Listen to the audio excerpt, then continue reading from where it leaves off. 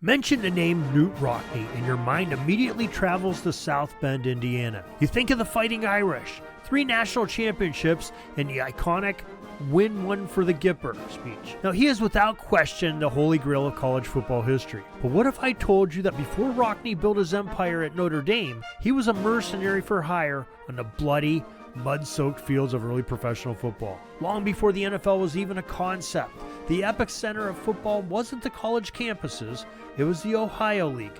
Towns like Canton, Akron, and Massillon treated football like warfare, and the teams were filled with rugged men who played for cold, hard cash.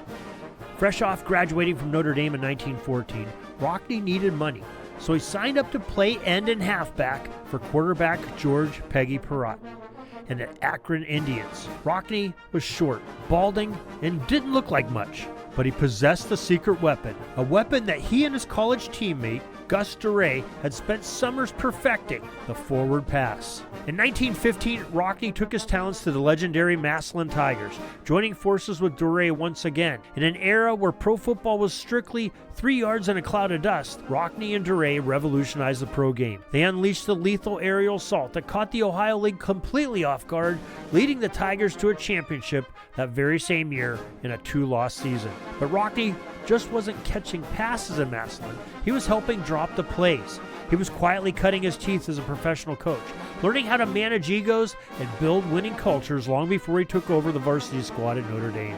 By 1918, Rockne was named the head coach at Notre Dame, but his ties to the pro game didn't just vanish. In 1920, a new league was born, the American Professional Football Association, which we now know today as the NFL. But right there, in a chaotic inaugural season, was a team called the Chicago Tigers. History records show that while Rockne was actively coaching Notre Dame to an undefeated season in 1920, he was simultaneously moonlighting in the pro ranks under various capacities, advising and working with the professional franchises. In those Wild West days of football, the lines between college amateurism and pro sports weren't just blurred, they were practically non-existent. Even the legendary Green Bay Packers founder Curly Lambeau was one of Rockne's students and players at Notre Dame. Rockne's DNA was baked directly into the foundation of the modern NFL. So the next time you watch a Sunday afternoon game defined by the high-flying passing offenses, remember, it didn't just start in modern stadiums.